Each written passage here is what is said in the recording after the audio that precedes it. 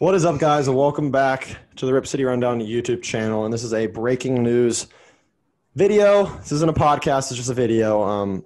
The Blazers have just made a bombshell, a huge trade, and at the moment, it is looking like the Blazers just got fleeced.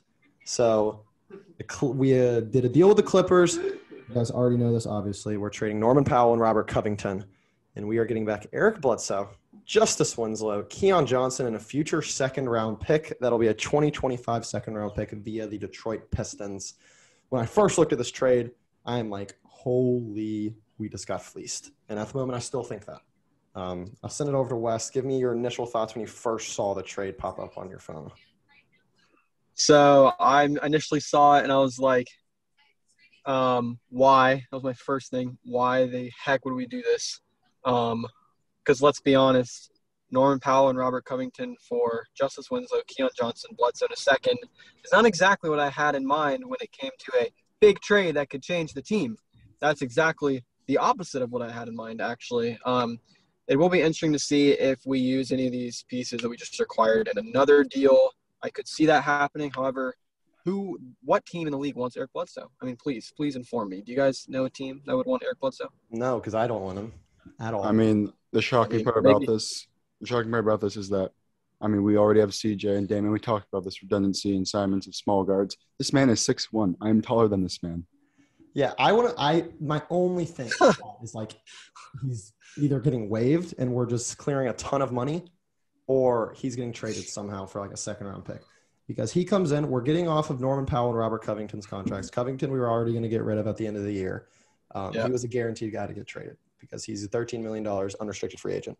Powell's making around anywhere between $16 and $20 million over the next 4 years, which in my opinion was a good contract for Powell when we first signed him. But he's obviously gone. And we are getting back a contract of Eric Bledsoe that is $18 million this year, and $19 million next year. And then Justice Winslow, which is $4 million both years, and then Keon Johnson, which is anywhere between $2 and $4 million over the next 4 years. So we push ourselves underneath the luxury tax, which in my opinion had to be the main goal of this, is to give ourselves just a little bit of just cushion when it comes to that tax. And you got to think we waive Eric Bledsoe or trade him and try to get off of his money too, because I don't know why you would just trade for another bad contract in Eric Bledsoe. Right. Yeah, I think the luxury tax and being able to duck that and get out of that was the big driving factor in this deal.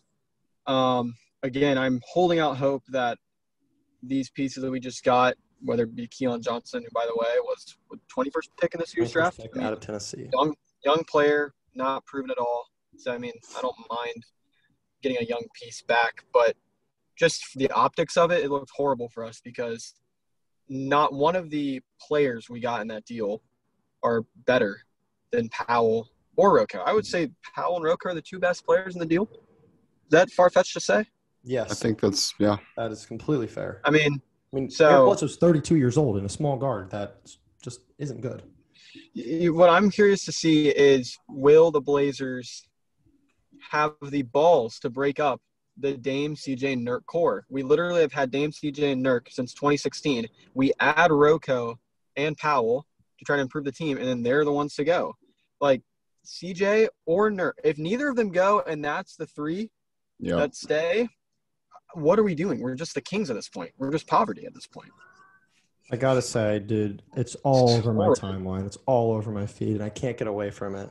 The fact that we traded 2 first-round picks for two first-round picks for Rocco and Gary Trent Jr. for Norman Powell. So we've turned Gary Trent Jr., a promising young 22-year-old player who's averaging 18 points per game this year, a career high, and is on like a tear right now, and 2 first for Eric Bledsoe and Justice Winslow and Keon Johnson. That's how the tables turn, man. It's not a good trade to start off for Cronin. As who knows, it could be a chess piece move that we end up being good in the long run. But for the first initial trade for Cronin, that's a tough one to swallow. Shaky. Yeah. If I had to guess, I would think that Bledsoe gets flipped. I don't see him playing for the Blazers. He's another small guard we absolutely do not need. Like, why? So now we have Dennis Smith Jr., Eric Bledsoe, Simon, CJ, and Dame. That makes no sense. So he's getting dumped. I think we keep Winslow. I think he's kind of like the most proven player of the deal, and Tall like C. has He's pretty the tall. size. Yeah, he's tall. He's an athletic wing. Can't really. He kind of reminds me of Derek Jones Jr. a little bit. Can't really shoot too well, if I can recall. But very athletic defensive wing. And then I think Keon Johnson, ideally. 6'4". What? Yeah, I was just telling you 6'4" guard, shooting guard. Who? Keon Johnson. Yeah. So ideally, he's a young player that you throw in a deal maybe for a Miles Turner, because Miles Turner, Indiana's reported they want 2 firsts for Miles Turner, or so it's kind of what the framework of what Aaron Gordon got, which is either 2 first-round picks or a first-round pick and a young player. I don't know how much the Pacers value Keon Johnson, but if in 2 days we get Miles Turner because the Pacers want a Keon Johnson, then that's a chess piece move that I'm okay with. Yeah, but right now, as it is right now, that trade sucks ass. Yeah, I mean, I want to be glass half full, but, I just can't at this point after that trade. I mean, yes, I have been wrong about trades in the past that have turned out to be good. Yeah. Like, I was not happy when we got Powell, and, well, I was probably right, actually, but that's anyway. right. Yeah, you were probably right. I mean, I want to be glass half full too as a Blazer fan, but and with players on the floor, we have Dame and we have CJ, we have Nurk, especially Dame. It's very easy to be glass half full because he can will your team to winning games.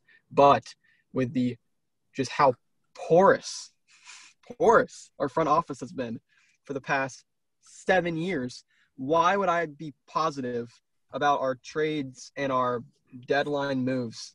I mean, geez, dude, okay, I understand Neil's gone, but I mean, Neil traded a first for Aaron Aflalo. Anyone want to tell me what Aaron Aflalo is up to these days? And Will Barton. Will Barton? Got rid of Will Barton. Got rid of Patty Mills.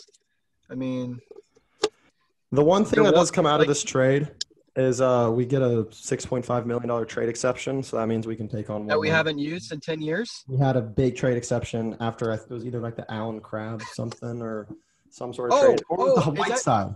Wait, is Allen Crabbe the guy we gave $75 million to? Yes, or was that Evan Turner? Or was that Evan Turner? Sorry. It was both. It was both.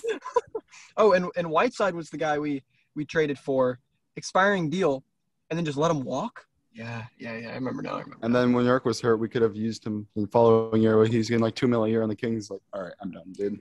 I know. Now he's playing good minutes on the Jazz. It's just you just watch the timeline and the steps that it took for you to get to this current moment, and you're just like, dumb move, really dumb move, really, really dumb move, and now you're here and you're the 11th seed, and your best hope for the future is to tank. Yeah. Tough scene. It's a tough scene. Okay, I will say that the one thing that this does help. All right, positive. We are going to lose games now. We are losing games. Love it. A top 5 pick. If we end up with a top 5 pick because of this, that is the biggest asset we could have. Because if we were keeping those guys throughout the year, then we were going to win games because we are proving that we are still in the 10th seed right now. So I'm not surprised Rocco gets dealt. That does not surprise me in the slightest. I really thought Nurk and Rocco were going to get traded at the same time.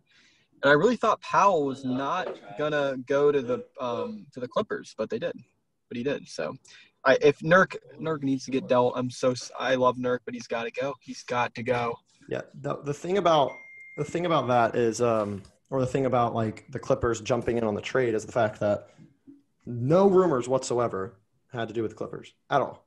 Nothing. So that could just mean that there's another move that we haven't heard anything about that could be in the future. And for those that's saying Dame's gone because of this, oh my gosh, you guys are making Dame want to go. Best believe that Dame is in on these trades. Joe Cronin is not just making these trades. Dame and Cronin spend 30-plus minutes per game every time before game talking. You think they're just talking about NFL football? No, they're talking about the team. Yeah, that's one thing that really bothers me with the media. And Dame and Ben Simmons, they're constantly mentioned together. There's reports now that the Sixers could make a run at Damian Lillard now that Norman Powell traded. It's just every time there's a piece of news that comes out of Portland, Damian Lillard trade rumors follow. And people are so delusional because they just think Dame is getting dealt for cookies. They think Dame is getting dealt for a guy that passes up layups on Trae Young. Are you serious? Yeah, come on, man. Okay. Last thing I'm gonna say before we wrap up. Make a push for Dame. Yeah. Last thing I'm gonna say before we wrap up. It's just something I just saw from Stat Muse on Twitter, and it's just funny. It goes into those jokes by the media, and the media saying Dame needs to go. Obviously, in the offseason, we remember Dame goes, where we are right now isn't good enough. The additions since Dame said that: Cody Zeller, Ben McLemore, Larry Nance, Tony Snell, Dennis Smith Jr., and Eric Bledsoe. Those are the 6 big players we brought in. On paper, those are not good. But those are our initial thoughts. Y'all got anything else? I mean, right now, I love faith in our front office. Yeah, I love when the pocket's stirred, but that ingredient that was just thrown in is not the right one. But hopefully it turns out good in the long run. Whether that's us tanking this year and being good next year or whatever. But it's a trade. At least they're trying. At least they're not sitting there. But I don't know, man. I don't know. I know. That's all I got. Anything else? I guess just time will tell, and we'll see how good this trade is. Like, we could in 6 months look back and be like, well, that trade still sucks. Or we can look back and be like, that's how we got Miles Turner on this team. That's how we got Jeremy Grant. And honestly, I'm reaching so hard. Miles Turner is a big stretch for this team. Right now, we're like, yes, we got Justice Winslow and Eric Bledsoe. And it's like, I don't know. At some point, you have to evaluate, like, what is the Blazers, like, front office? Like, what is their goal? Is their goal to just sell tickets? Is their goal to just keep Dame around because he brings in a butt ton of money for the franchise? Or do you want to go win a championship? Because the moves right now do not reflect that you want to win a championship, in my opinion. So we'll see. Like, for example, like the Kings goal every year is definitely not to win a championship. I mean, their goal is to make the plan, I guess. I really don't know, but they still can't do that. I don't know, and they can. I know. We just got to get Klay Thompson pop off of them again. Exactly, but only time will tell. I guess is my closing thoughts. Time will tell. Yeah. So we'll ask you all to comment what you think. We already assume I assume you guys are just going to hate it. Which is not a wrong feeling to have, but have faith in this front office. Don't bail on them yet. Maybe they're making big moves in the future. But that's I got one more thing. Last thing you got? Going off what you said, don't bail on the front office. But if this is the only move before the trade deadline, then bail. Please bail. Oh yeah, we're prepared to bail, but have faith that there's still more. Like Joe Cronin's an interim GM. Like, come on, man. Try to keep your job. Right now, you're getting your ass fired. Right now, I could eat my words in 3 days when these guys get flipped. But right now, knee-jerk reaction, first thoughts, no filter. I think this trade sucks, but this trade sucks. So prove me wrong, please. Prove me wrong, all right, please. That'll be it, That's all guys. I got. We'll see you next time. Peace.